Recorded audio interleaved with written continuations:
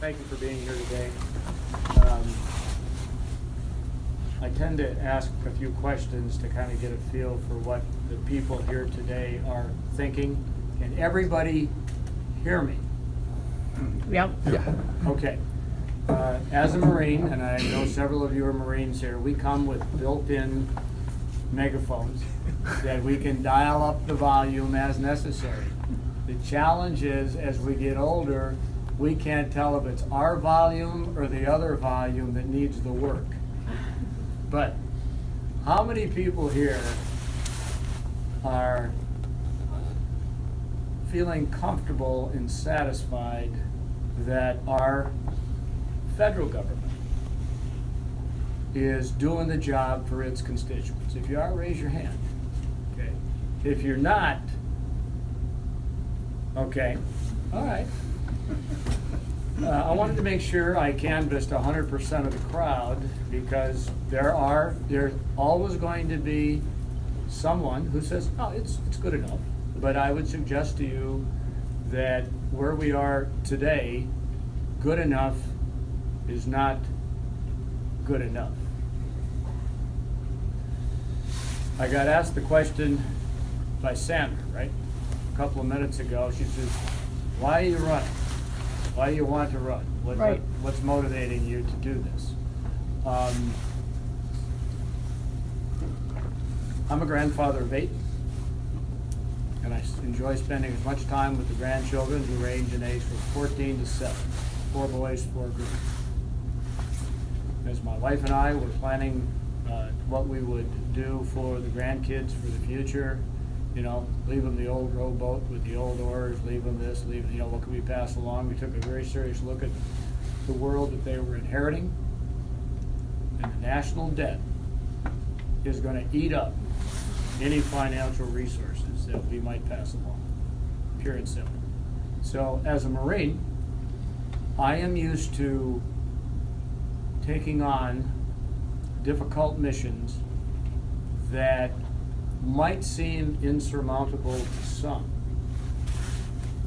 but to the basic Marine, we never know when it's time to quit.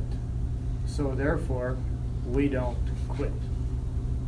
Because if you do quit and you do accept the status quo of low-level performance, it becomes the norm. I'm not ready to accept that in our country, because I know we are better than we're showing.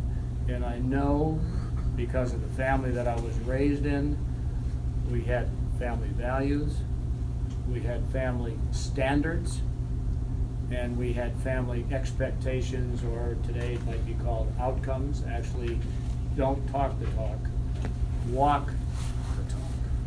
So that was the driver to step into this race, because the voters of the 1st District of Michigan are going to have to hire someone new, whether you wanted to or not. Dan Benishek is retiring. There will be a new congressman from the 1st District, and I decided to step in and say, I'm your guy. Now the question is, I might think I'm your guy. My wife, unfortunately, she knows I'm the guy, and it's killing her, because she knows that she's going to lose a lot of my time, and I'm giving up a lot of grandpa time here, you know, to do this.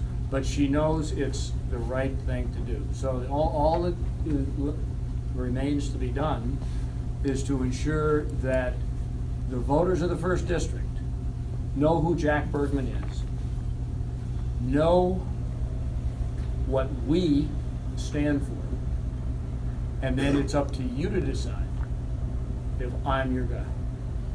Okay? And I promised my speech coach, who's not here today, that I would quit saying okay in between transition lines, but that's been ingrained into my mind so much when especially talking to Marines and sailors. You got to give them a transition point just to wake them up. So as I do a quick count, we are roughly squad size here, roughly. And there's the only thing more dangerous than one fire team in the Marine Corps is 3 or 4 of them. And because of the fact you can attack, if you got 4 fire teams, you can attack in 4 different directions. And one of the proudest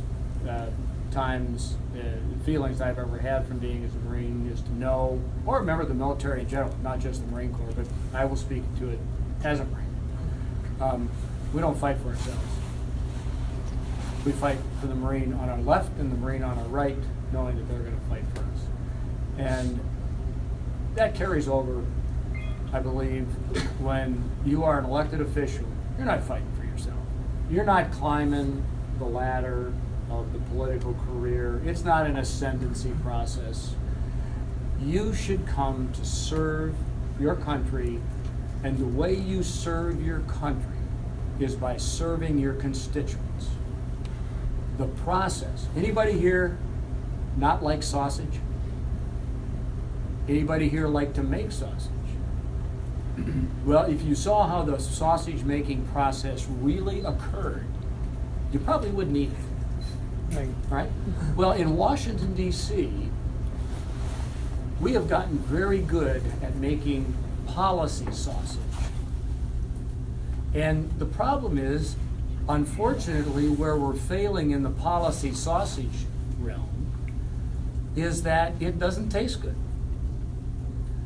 We've, I think, gotten away from the fact that Congress writes laws. Laws that are thoughtful, laws that are encompassing, laws that are well-defined, but not trying to solve every problem at one time so that it becomes a law that is non-functional.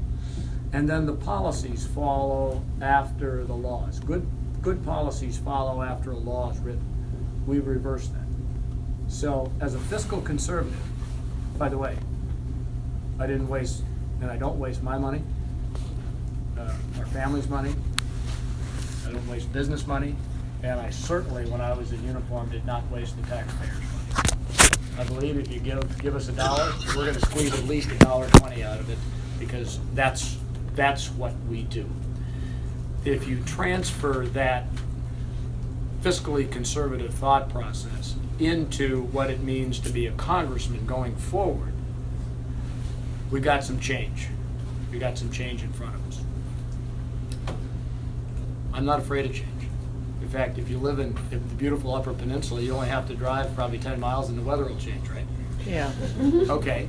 But you know what's great about up here? The attitudes don't.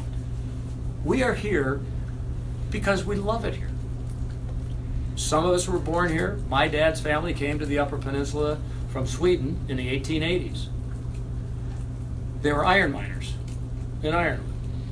My dad left in the mid-1920s because his parents had passed, and there was not economic opportunity for young boys, because that was the majority of the workforce in that part of the world at that time. He saw no future in the opportunity to get a job and have a career up here. He ended up in Minneapolis. He met my mom. I was born and raised in a little farm town down south of Minneapolis, and I started coming back to the UP 35 years ago. Built a house in Watersmeet 22 years ago, and unlike, well, you know, we all have our plans, right? Well, I had a plan to retire and get things going differently in the mid to late 90s, and then the Marine Corps got in the way. They said, we need more from you, and then 9/11 happened, and then I finally got to execute my plan, if you will, in 2010 after taking off the uniform. So having said that, what you're looking at here is a person who looks at life as a grandfather, as a leader of Marines. Anybody ever here fly on Northwest Republic Airlines in their lives? Yep. Okay, I could have been your pilot, okay, because when I wasn't wearing a Marine uniform, I flew airplanes for Northwest Airlines. And I did fly in and out of Escanaba and Marquette. And, even we used to fly into Houghton too. I even did a couple layovers in the Sioux. But I look at life very seriously, because the fact of the matter is the professions I've chosen require you to make complex decisions that are critical to success, getting the airplane from A to B safely, okay, in its purest and simplest form. making sure that your Marines, in my case, were trained and equipped and ready to go to battle. I take that all very seriously, and I take what we're doing now very seriously. I'm not going to Washington, D.C. to become part of a fraternity. I already am part of a fraternity, the finest one in the world, the United States military, and in specific, the Department of the Navy, and being a Marine. I'm serious, but I do like to smile, because my mom said, you're not very attractive if you don't. And she was afraid that I'd probably never find a young lady, that wanted to, spend time with me if I didn't start smiling more. But anyway, I did. My wife, Cindy, 18 years, is out doing grandma duty. She's about arriving at Newark Airport as we speak. So she's Grandparents' Day tomorrow out there for our 8-year-old granddaughter. So she's there, I'm here. Now, having said that, I could tell you about a lot of things. I met Bill LaMarche through his daughter Jean, serendipitous, a couple of years ago, and Bill decided he was going to be a slacker for a week and not come to Dan Patch Days one year down in Savage, Minnesota, because he always came down there every year. That was the town that I was raised in, and they had a parade. And the year he didn't come, I was the Grand Marshal in the parade, and his daughter Jean was the one who was a parade coordinator, and you could tell the apple doesn't fall far from the tree when it comes to organization and stick-to-itness. So, but I had a chance to meet Bill a few months ago, and I told him what I was up to, and he and a few others have, on a couple of different occasions, we've got together and spent some time, and I'm glad to see you here again, Bill. Thank you, and I know there's a couple others that I saw at the March 29th event, the Vietnam Veterans event at Gladstone. Anyway, what you see is what you get. No baloney,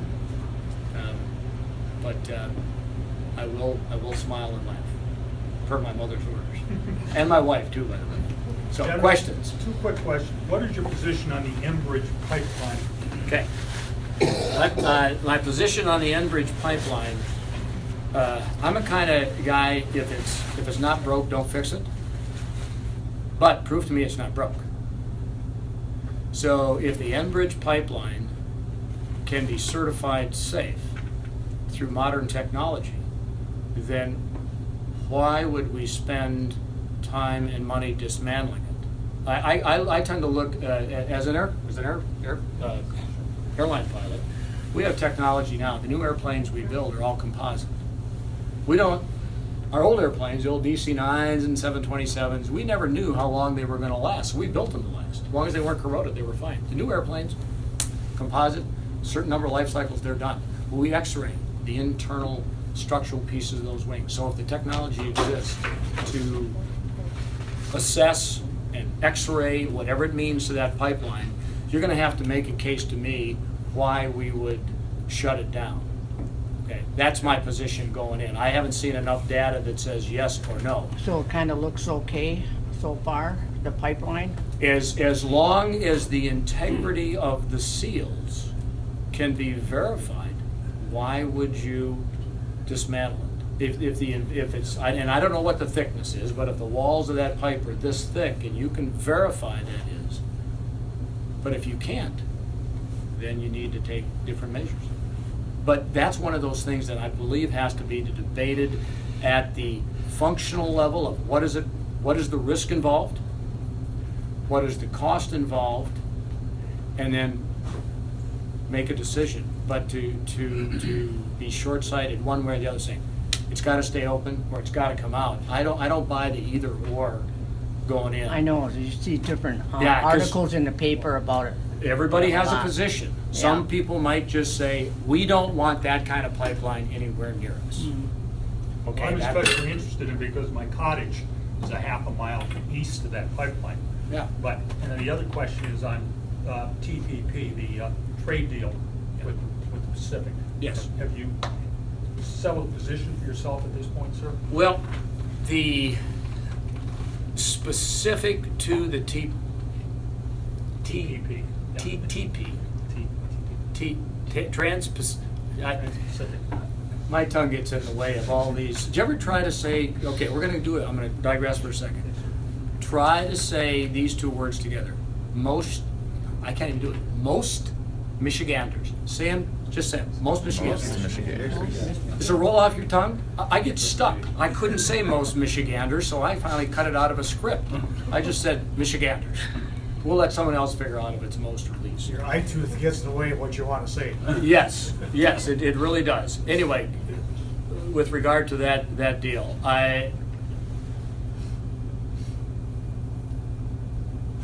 if we don't accept the fact that we are in a global economy, then we're missing business opportunities that are going to lead to jobs locally and internationally. Okay?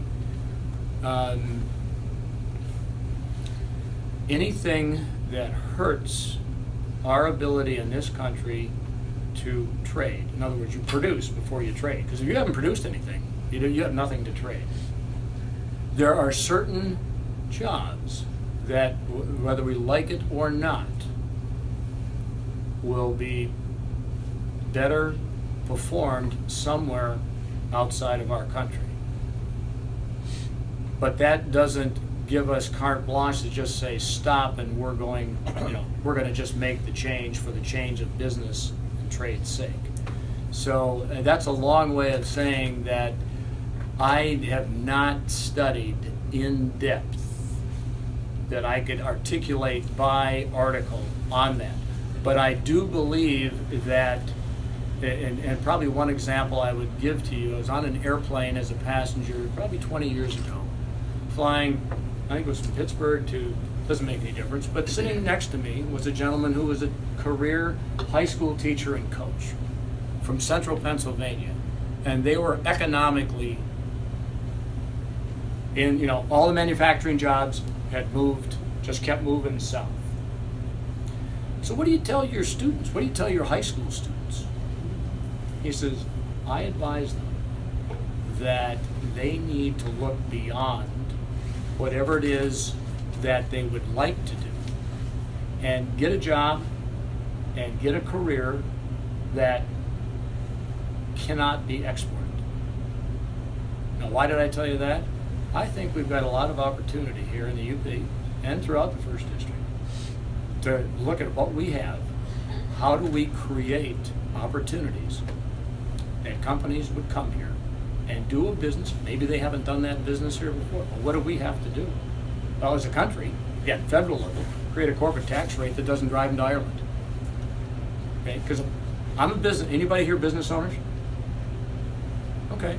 Well, if you can't make money, why would you stay in business? Businesses provide jobs, which provide paychecks, which provide stability within a community, that provides a social stability that allows people to go and grow, raise a family, but it's not static. It's not static. So I think as in the First District, we have to be wise and look at what can we attract? What do we have for natural resources that need to be managed, not preserves. Preserved is a word that I don't like, because if you think, anybody here anybody have a can when you were growing up? Okay. They call them preserves, right? Because you've preserved the fruits or the vegetables for future use. What happens if you preserve it and then you don't use it? Rot. It rots. So people who talk about preserving things don't understand that when you have things like the logging industry, when you have things like our mining industry, when you have things like the Great Lakes and the shipping and all the things we could potentially do, you conserve and use your resources. What's a Marine's biggest fear? Running out of what? Oil. Ammunition. Okay? If we got ammo, we can get food. The point is, when you are run out of ammunition, in this case, when you run out of something, if it cannot be replenished, what options do you have? I tend to look at life as I would preserve the past, because that's for the mind. I would conserve for the future and manage so that we can getting back to that, if you give me $1, I'm gonna give you $1.20 back. That's my mindset. If you have 15 years of copper mining, how do we stretch that out? Is that the right answer? But how do we provide jobs that will allow people to live here and be part of a socioeconomic situation that works? It simply works. We were given the great blueprint by the founding fathers. It was one of hard work. It was one of learn from your mistakes, don't quit. And they put it together in the form of the Constitution so that we could use that framework to handle the majority of our ills. I guarantee you, I don't think they thought about the internet. What do you think about the amount of safeties and securities, being that that pipeline is above ground? How much safeties and securities do we have for the confident coverage of that pipeline?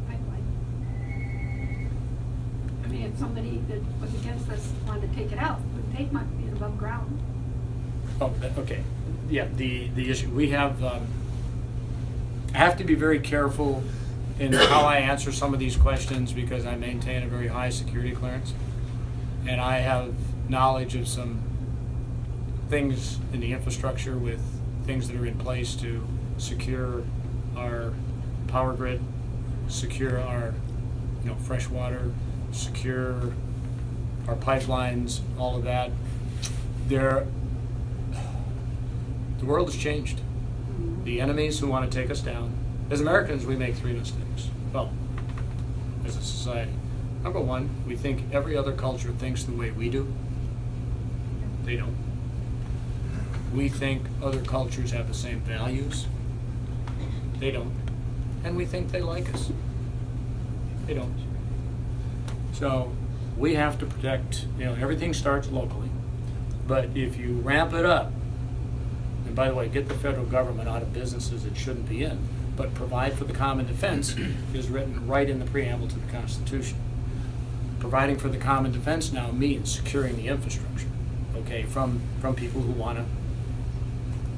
There is no 100% answer other than it's everybody's job nowadays. Have you heard the phrase, if you see something, say something? It's become common buzzword. I would suggest to you the phrase should be, if you sense something, do something. Because just for you to see something, then turn around and say to somebody else, well, you take care of that. That's not going to cut it.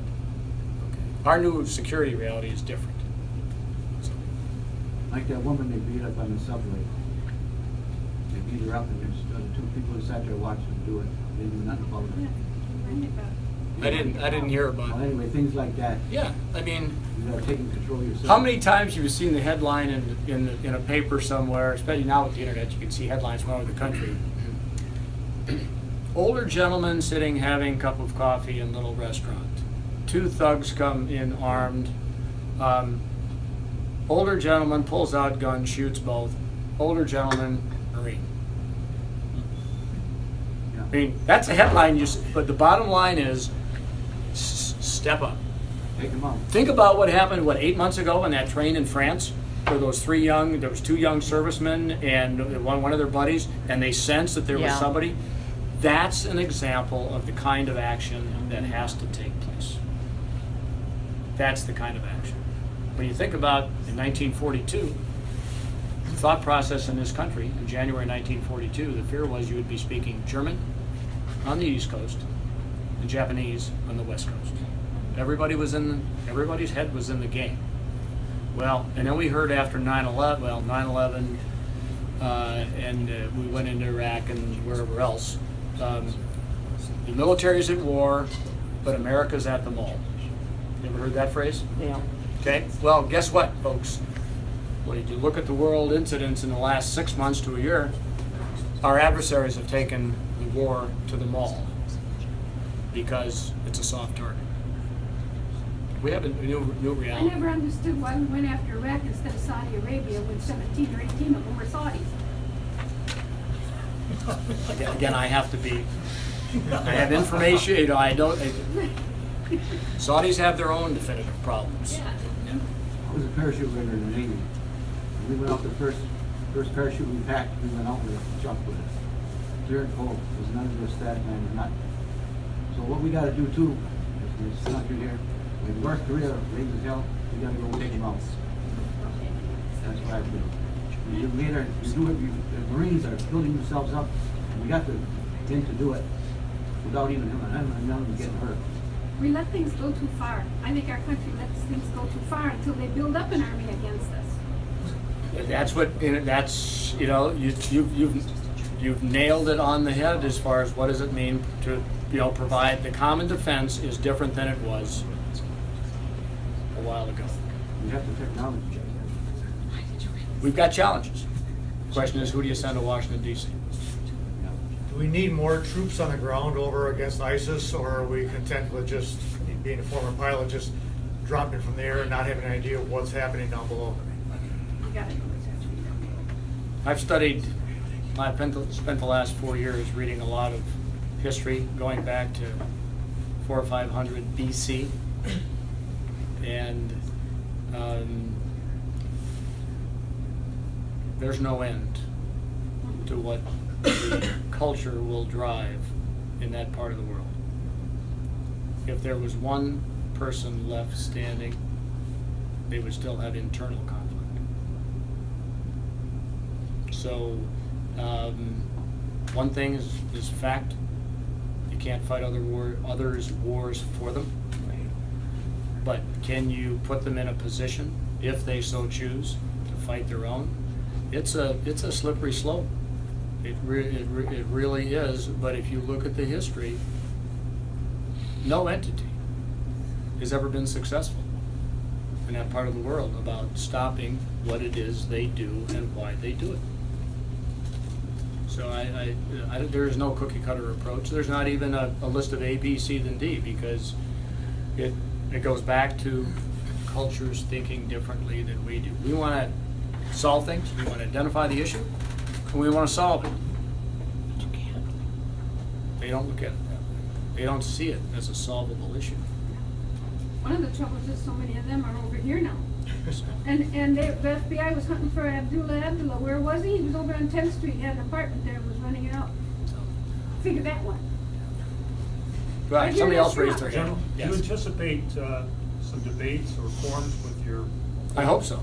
We've, there have been, Tony, help me here. Was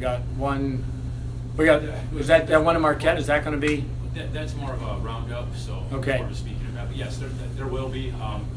The first district Republican Party, I think, was trying to put together a couple with dates in June, and there was going to be. They were looking at 3 locations: Marquette, Traverse City, and they hadn't decided on the 3rd location yet. But I'm really looking forward to that.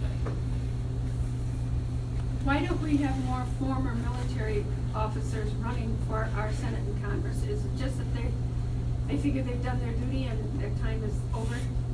Or when we have people at the top making decisions about the military that have never been in the military? That's one of the reasons I'm running. I don't know the answer to that question. I really don't. One of the things, though, what you think about, though, that's changed from when a lot of you went in the military, we have an all-volunteer force right now. I would suggest to you that's the wrong word. We have an all-recruited force. They didn't volunteer. How many of you have been lied to by a recruiter? Okay, and I figure the person that joins the active component military, serves honorably, and then moves on and joins the reserves has been lied to by at least 2 recruiters. Okay, but the true volunteers are the ones who literally, after seeing how it all worked, then decided to come back and be part of the reserve component. But when you have that all recruited force, you then have eliminated a significant amount of the population who has any exposure at all to the military. Right. And case in point, when we were in Marquette this morning, I met a young gentleman who's in his junior year at Northern Michigan, involved with the Republican Party, getting a degree in political science. I said, what are you going to do afterwards? He said, well, I want to, go to work in the Republican system here in the party and get involved. Did you ever consider the military or the Guard and Reserve? And he's kind of like, well, no, why? If I want to be, gain a perspective. How can you expect someone who's never done something to have a perspective in it? It's impossible. If you've only been in the military, this is a long answer to your question. If you've only been in the military, your only perspective of Congress is that you testify before them, you may be inclined not to get involved at all because you were disappointed that all the effort you put in to prepare for your testimony really wasn't valued by the congressmen and congresswomen on that committee.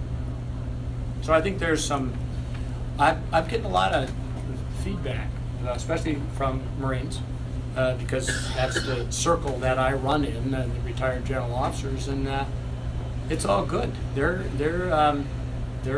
starting to line up behind me, if you will. Would you vary or modify Israeli or Swiss system where everybody goes for 2 years public service? I've been very, not a draft anymore, but everybody goes for 2 years, then you have a very good GI Bill. I've always favored. I'm going to give you the shortest answer I can give. Absolutely. Good. Yes. I was just wondering, how would you differentiate yourself between Casperson and Allen? A couple of things. Number one, and this is not, I'm not a career politician. Okay, that's a number one differentiation. Number two, any baseball fans here? Okay, so you know how the minors are set up in the major leagues. Now, I'm not demeaning, different level, but I would suggest to you that being in a state legislature and doing business within a state gives you the perspective of what you might have as a AA baseball team. Okay? Right. But you have hopes that you may make the majors someday. Well, I've already got 6 years in the majors with having an office and a staff and living and working in Washington, D.C. So the differentiator there is the day I go to D.C., let's put it this way. On August the 3rd, after winning the primary, I will make a few phone calls to get some people on notice that I plan to be back in D.C. in about 3 months.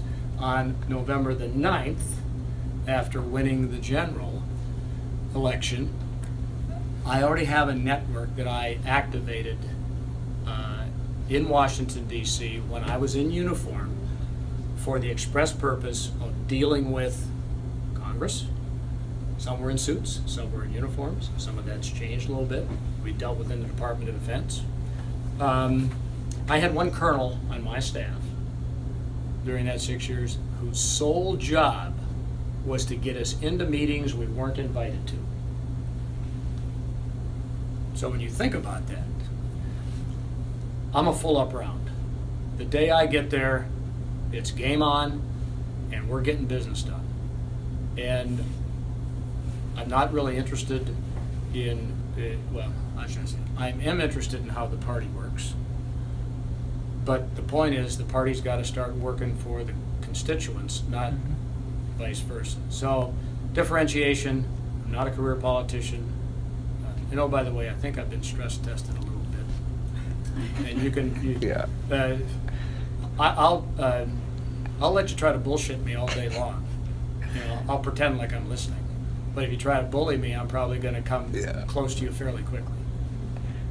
Okay. How are you going to deal with perception by many people that the House and Senate, controlled by the Republicans, have been basically dog in a manger, as my mother used to say, nothing has gotten done? Yeah. Well, first of all, I'd agree with them. Okay. Yeah. I would agree with them because when you think about it, if your congressman is spending all their time back in the district telling you what they're going to do for you next week, instead of being in DC actually working and writing laws. You know, if you had ran a business, you had somebody working for you that was always telling you, well, tomorrow I'm really going to get to that, you'd have fired them. We've got to change the fact that Congress needs to rethink how it does its business. By the way, the reason they do it this way now, spend all the time back in the districts, that was Newt Gingrich's vision in 1994 when the Republicans took control of the House. He envisioned that the congressmen would go back to their district every weekend, bond with their constituents, and then come back to DC. I would suggest to you, especially as a reservist, we work weekends. If I had a 30-day month and I was writing the congressional calendar, the first 20 to 21 days of that month, you would be right there in Washington, D.C., working weekends until you got things done. And then the last 9 or 10 days of the month, okay, take a break. 3 weeks of day on, stay on, 20, 18 hours a day, whatever it is, earn your paycheck. Then go back to the district for 9 days and tell your constituents what you did, find out what they think about it, and come back ready for round 2. I'll earn my paycheck. And by the way, the voters of the 1st District are the ones who write the paycheck, not the federal government, not the Republican Party. And you write my report card. You tell me. And by the way, I love debate. I love discussion. And it scares me to death if everybody in the room is agreeing, because it means we're missing something. I like the fact that, but in the end, discussion's over, decide, execute. Don't sit around and wonder. Don't worry about, am I going to get voted out if I don't do this? Do something. One more. You're right there. This was just something funny you mentioned about recruiters lying to the young people coming in. Don't say recruiters lie. I don't need that on the Don't say that. Certain people have been misled. Well, I'm 72 years old, but back in 1962, I actually had a recruiter offer to pay me $25 a day to sit in his office and tell the boys coming in that I was joining the Navy. That's just. Back then, I had a pretty good shape. Well, there's but see that wasn't a lie because you might have been. You might have been, yeah. Yes. Oh, and with the presidential race going as crazy as it is right now, how do you feel the Trump getting the presumptive nomination? How do you feel that affects your congressional race?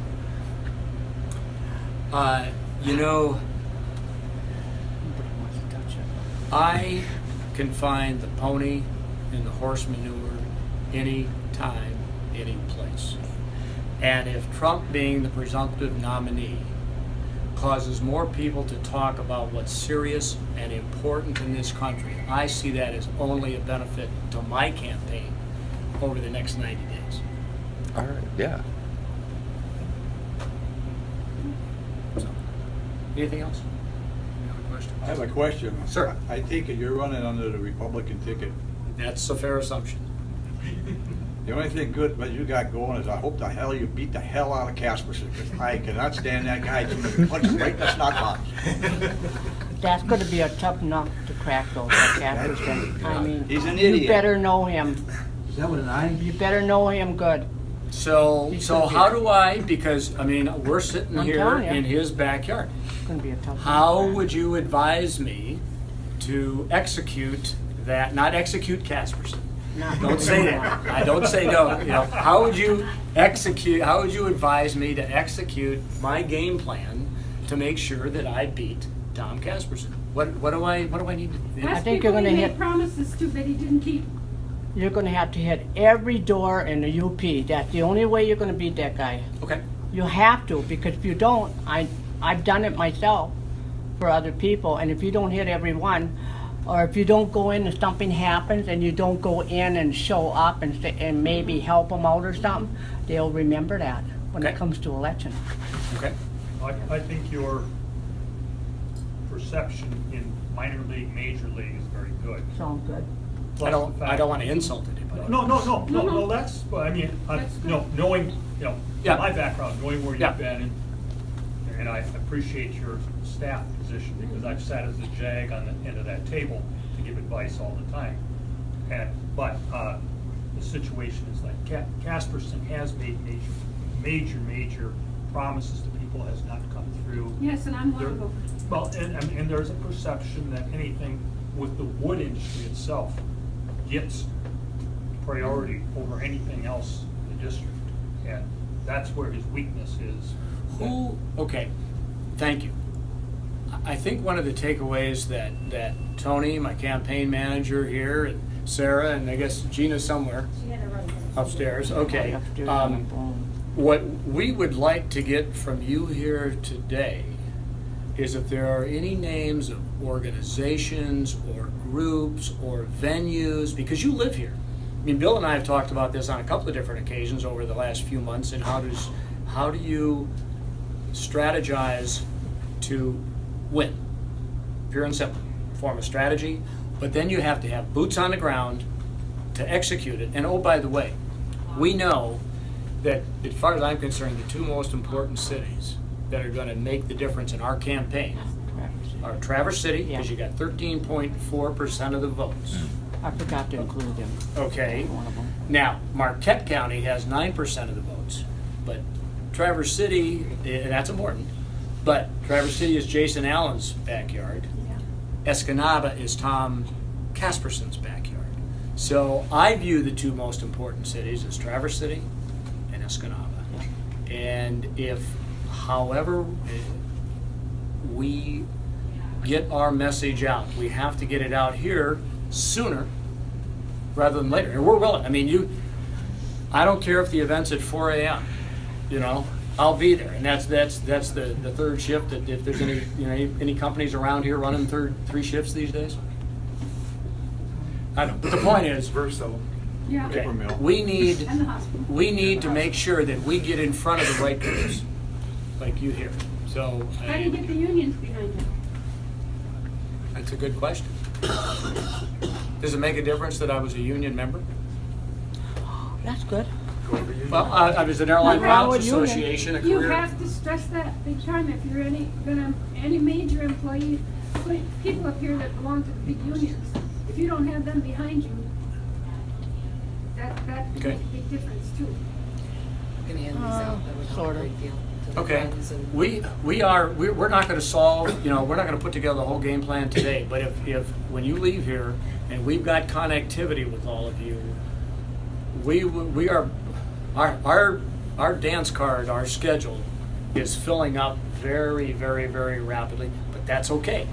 This is 7 days a week, 24 hours a day, between now and August the 2nd. But I'm going to kind of rely on you to some extent for that, some of the particular guidance of where we need to be looking somebody eyeball to eyeball.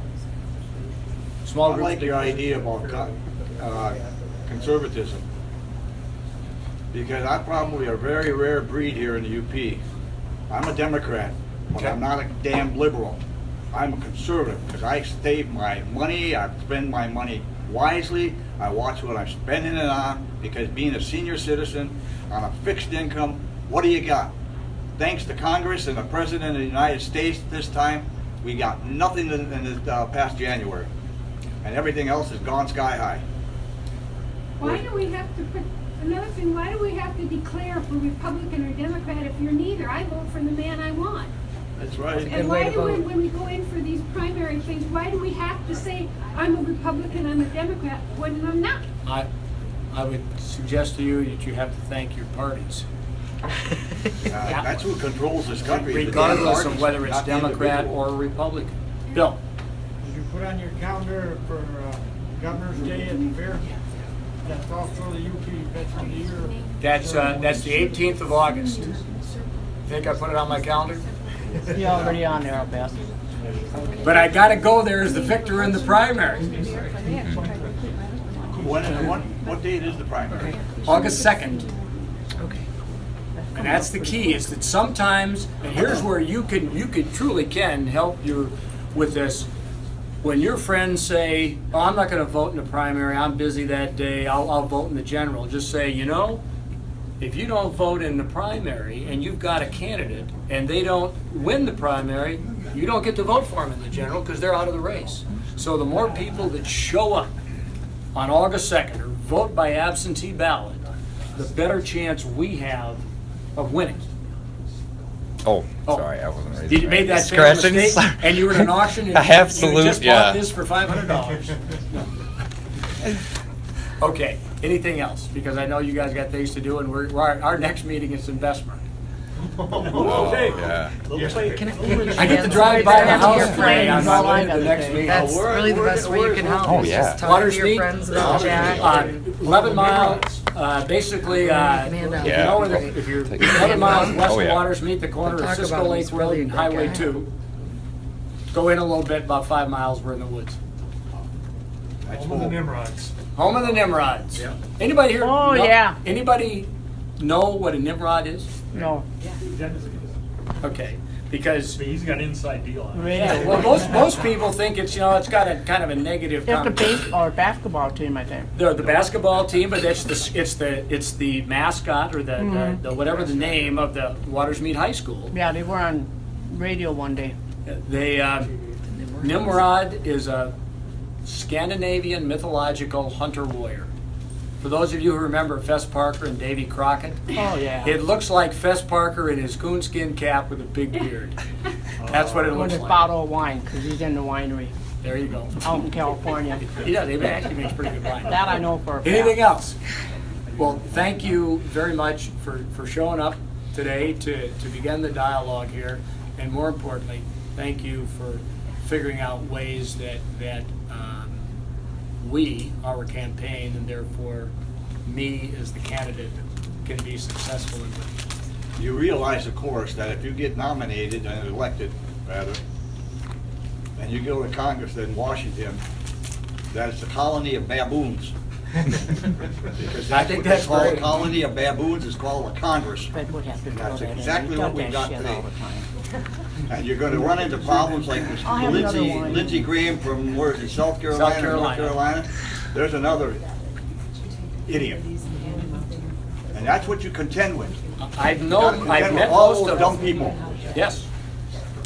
That's it, but it's not going to get any better unless we change the type of person we send to these. And these people, they get elected time after time after time. Why? Because I think the constituents don't have anything upstairs. Okay, Fred, slow down. You got it. Well, Thomas Jefferson expected that our citizenry would be informed. I would suggest to you a lot of people aren't informed. And that's what leads to people like you discussed getting reelected. Thank you, everybody. With all that said, Thank let's give you. Jack a big hand. Thank you for coming.